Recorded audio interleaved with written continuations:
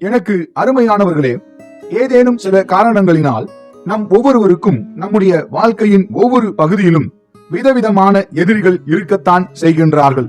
நாம் அறிந்தும் அறியாமலும் பேசின வார்த்தைகளினாலும், நம்முடைய நடத்தைகளினாலும், நம்முடைய வளர்ச்சியின் மீது பிறர் கொள்ளும் பொறாமைகளினாலும், நாம் பிறருக்கு செய்யும் துரோகங்களினாலும், இப்படி பல்வேறு காரணங்களினால் நமக்கு நாமே எதிரிகளை உருவாக்கி கொள்ளுகின்றோம். காரணங்கள் எதுவாக இருப்பினும் இந்த எதிரிகளால் நம்மை பகைக்கும்படியாக உருவான பலவிதமான பிரச்சனைகளை, அவர்கள் நமக்கு விடும் சாபங்களையும், அவர்கள் நமக்கு எதிராக செயல்படுத்தும் செயல்களையும் நாம் சந்திக்க வேண்டிய சூழ்நிலைகளுக்கு தள்ளப்படுகின்றோம். இன்னும் நம்மில் பலர் நாம் தான் தவறு செய்துவிட்டோம் என்ற உணர்வு நம் இருதயத்தில் ஏற்படும் பொழுது நம்மை பகைப்பவர்களை சந்தித்து அவரிடம் மன்னிப்பு கேட்கின்றோம், அவர்களோடு சமாதானம் செய்து கொள்ள முயல்கின்றோம். எல்லா தருணங்களிலும் நம்முடைய மன்னிப்பை நம்மை பகைப்பவர்கள் ஏற்றுக்கொள்வதும் இல்லை, நம்மை மன்னிப்பதும் இல்லை. நம்மால் அவர்களுக்கு ஏற்பட்ட வலியை நாமும் அனுபவிக்க வேண்டும் என்று நம்மை சபிக்கின்றனர், நமக்கு எதிராகவும் செயல்படுகின்றனர். நாம் மன்னிப்பு கேட்டிருந்த போதிலும் அதை நம்மை பகைப்பவர்கள் ஏற்றுக்கொள்ளாத பட்சத்தில் என்ன செய்வது என்று தெரியாமல் நாம் தடுமாறுகின்றோம். சில ஆன்மீகவாதிகளும் அனுபவசாலிகளும் அவர்களை அப்படியே விட்டுவிடுங்கள், அவர்களை குறித்ததான எந்தவித சிந்தனைகளையும் உங்கள் மனதில் போட்டுக் கொள்ளாதீர்கள், காலமும் நேரமும் எல்லாவற்றையும் சரி செய்யும் என்று ஆலோசனைகள் தருவதை நாம் கேட்டிருக்கின்றோம். இந்த ஆலோசனைகள் எல்லா தருணங்களிலும் பயனுள்ளதாக இருப்பதில்லை. காரணம், எதிரிகளாகிய சிலர் 50 வருட காலங்கள் கடந்தும் கூட பகையை மனதில் வைத்துக் கொண்டு நம்மை நினைக்கும் பொழுதெல்லாம், நம்மை பார்க்கும் பொழுதெல்லாம் நம்மை பகைத்துக் கொண்டு தான் இருக்கின்றனர். அப்படி என்றால் இதற்கு தீர்வுதான் என்ன?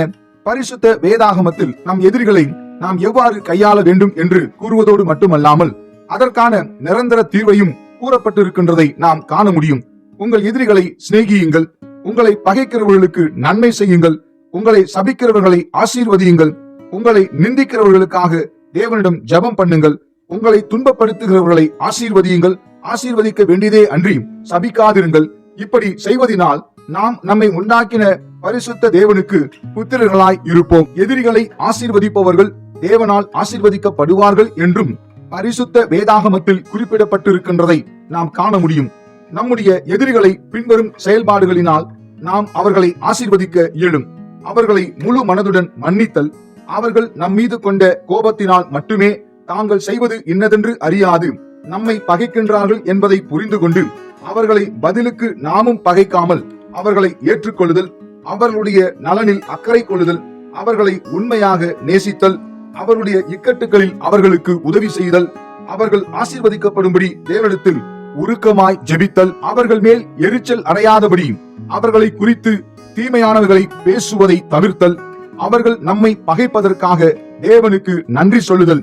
இப்படித்தான் பழைய ஏற்பாட்டு நாட்களிலே ஊத்ஸ் தேசத்திலே யோபு என்கிற ஒரு மனிதன் வாழ்ந்து வந்தான். அவன் உத்தமனும் சன்மார்க்கனும் தேவனுக்கு பயந்து பொல்லாப்புக்கு விலகுவருமாய் இருந்தான். இந்த யோபுவுக்கு 7 மகன்களும் 3 மகள்களும் இருந்தனர். அவனிடம் 7000 ஆடுகள், 3000 ஒட்டகங்கள், 500 ஏறு மாடுகள் மற்றும் 500 கழுதைகள் இருந்தன.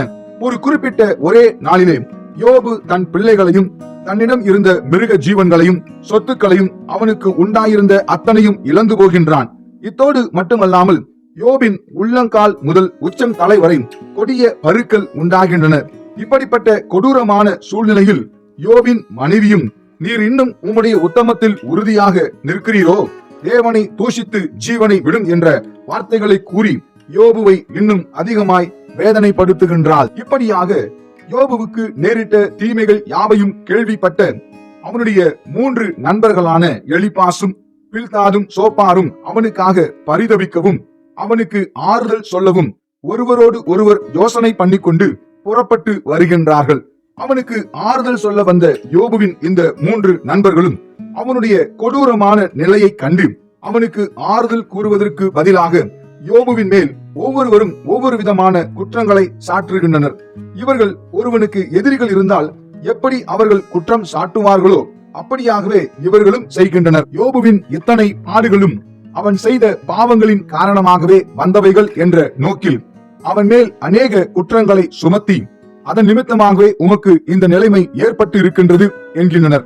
இப்படி யோபுவின் 3 நண்பர்களும் தன் ஊழியக்காரனாகிய யோபு பேசியது போல அவர்கள் தேவனை பற்றி சரியானதை பேசவில்லை என்பதற்காகவும் யோபுவுக்கு ஆறுதல் கூறுவதற்கு பதிலாக அவனுக்கு எதிராக சொன்ன குற்றச்சாட்டுகளினாலும் தேவன் அவர்கள் மேல் கோபம் அடைகின்றார்.